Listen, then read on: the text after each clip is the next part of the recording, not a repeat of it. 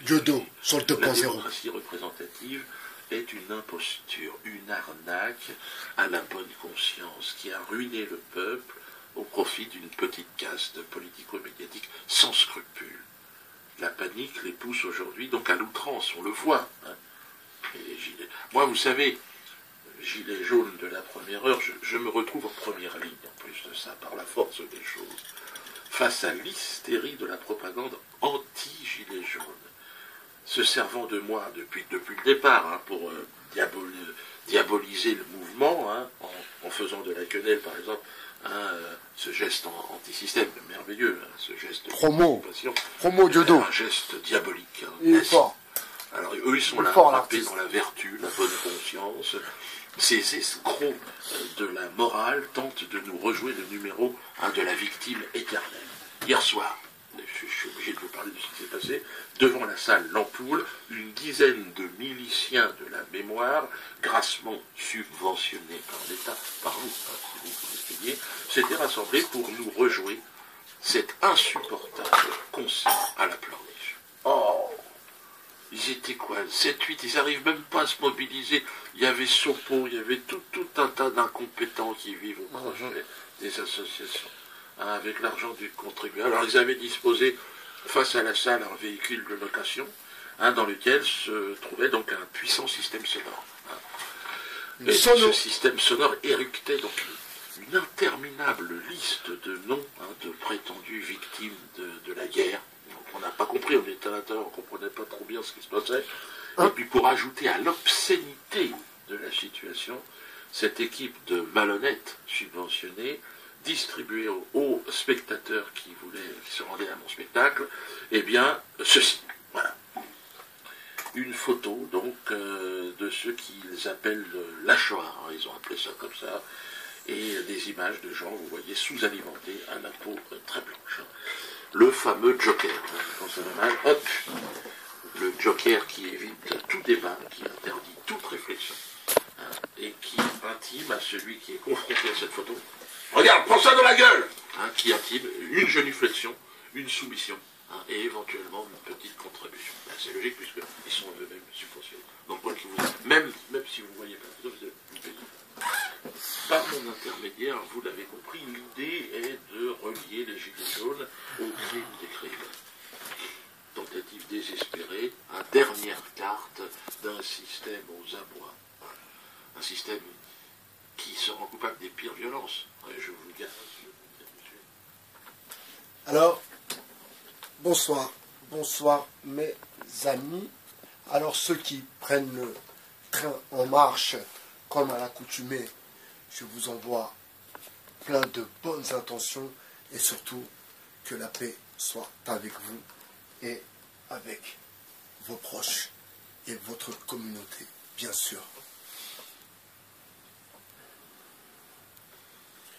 Vous savez, il y a dans quelques années des élections. C'est une chose à laquelle on doit vraiment penser. Et quand je viens vous faire une piqûre de rappel en vous expliquant que la diversité, que les musulmans, même de France, peuvent faire basculer une élection. Alors, je vais vous raconter une petite histoire, dans l'histoire, bien sûr. Vous savez, un jour, j'ai rencontré un jeune homme. C'est devenu mon poteau, vu qu'on habitait ensemble. Enfin, un endroit un peu mal fréquenté. Mais bon, ma foi, j'étais là pour un certain temps, donc forcément, ça crée des relations, des amitiés. Et lui, son histoire, son affaire, si vous voulez, eh bien, il était dans l'affaire de Serge Dassault. Vous vous souvenez de l'affaire de Serge Dassault? Ça vous dit rien? Ça vous dit rien, Évry? Grigny ou Évry. Je crois que c'est Ivry. Évry. Oui, 91. Enfin, Serge Dassault, qui est d'ailleurs mort il n'y a pas très longtemps, lui qui a dû tuer tant de gens. Vous imaginez, quand un de ces avions venait et bombardait, vous imaginez les morts qu'il a dû occasionner. Imaginez-vous. Eh bien, ce sont des gens qui sont toujours à l'intérieur du gouvernement. Ils font partie, eux aussi, de la communauté qui se pense toute puissante. Alors bien sûr, Serge Dassault ainsi que son fils sont des proches de Nicolas de Boxa. Enfin, revenons à Serge Dassault et à mon poteau temporaire, si vous voulez, pour ne pas rentrer dans le détail. Donc, son affaire, c'était d'avoir incité, si vous voulez, il a donné de petits billets, il a mis un peu des petits coups de pression, voilà. C'était un bon gars, je ne me rappelle plus de son prénom, vous savez, j'ai oublié tant de choses, je vous expliquerai aussi cet épisode, où vous le lirez, enfin, bref. Donc je ne me souviens plus de son prénom, mais c'était un bon gars, vraiment. Et lui et son équipe, c'est eux qui tenaient le quartier. Donc, il a mis des coups de pression, donné un peu d'argent, l'argent que lui donnait Serge Dassault, bien sûr. D'ailleurs, je vous invite, je crois qu'elle est sur YouTube parce que je l'ai vue. Il y a une vidéo, Serge Dassault, vous tapez, vous allez voir la vidéo, c'est dans la mairie et ils se sont fait filmer en train de faire une magouille d'oseille. Et je crois que c'était son affaire à lui, en fait. Et donc, il avait arrosé ce mec-là, mon poteau temporaire, mon potoraire, il avait arrosé, il avait arrosé, Serge Dassault et son équipe, ils avaient arrosé mon poteau temporaire, et lui avait fait en sorte que beaucoup de gens du quartier, beaucoup de gens des coins populaires, eh bien, donnent leur voix à Serge Dassault. Mais qu'est-ce qui s'est passé? Serge Dassault a été élu, bien sûr. Mais par la suite, la financière, c'est pour ça que vous allez voir les histoires de Gilets jaunes. Vous allez voir, dans quelques temps, on ne sait pas à combien de temps, mais dans quelques temps, on va voir, on va comprendre, on va nous dire, parce que il y a la déclassification des dossiers. Donc, on va nous dire que c'était une douille, et puis voilà, quoi, ma foi, on vit tellement dans un monde de fous. Regardez, bonsoir Paris. Lui, elle, LGBT qui se présente à l'Eurovision. Triste jeunesse, ma foi. Revenons à nos mirages. Donc, il était dedans parce qu'il avait participé donc à la fraude, donc à la corruption, voilà, corruption. Et ils étaient à l'intérieur. 3 à l'intérieur depuis un bon moment en mandat de dépôt. Directement, tout, la financière, tout le monde s'est mis sur leur compte, les affaires politiques, ils ont remonté tout le business. Revenons à nos politiques. Revenons à notre politique. Parce que c'est celle qui nous attend demain. Vous pensez pouvoir faire confiance à ces guignols qui sont en train de brader le bled? Moi je dis le bled parce que je suis français. C'est mon bled. En train de brader le bled. En train de se soumettre comme des tapis de sol.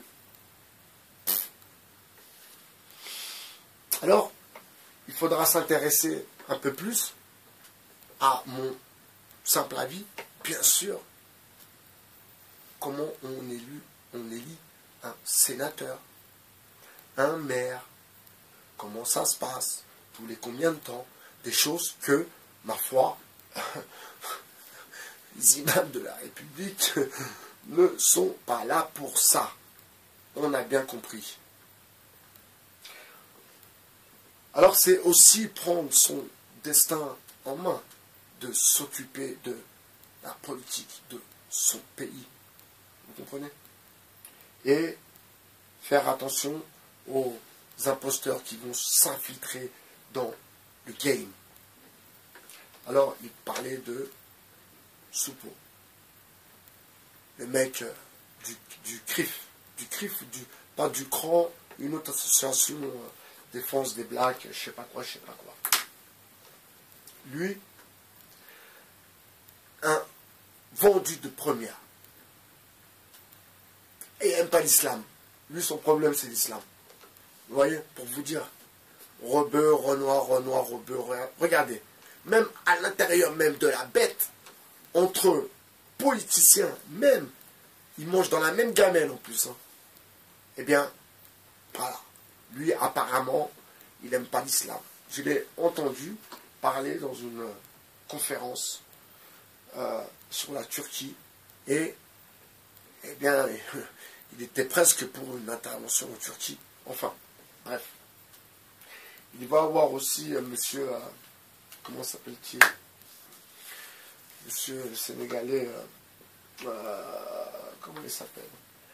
Omar, enfin bref. Donc on va avoir affaire beaucoup d'imposteurs. Pour le moment, nous n'y sommes pas encore, mais bon, il vaut mieux se projeter, au moins un homme averti en vaut deux. Vous comprenez? Donc, je ne me présenterai pas en tant que président, non, mais peut-être que vous, vous présenterez. Peut-être qu'un de vous se présentera. C'est bien ça qui m'importe. Petite réflexion, n'oubliez pas, la région Île-de-France est la région la plus riche de France. N'oubliez pas, la région Île-de-France, d'accord? Donc les banlieusards, les wesh, 91, 92, 93, wesh, 94, 95, eh bien, vous leur ramenez beaucoup d'argent. Eh ouais, malgré le wesh, hein, eh bien, quand même ça engendre un petit pécule plutôt sympathique. N'oubliez pas aussi le Mirage, et puis Serge Dassault qui est retourné dans les nuages. C'était Bye BHR sur le 2.0. Bonsoir.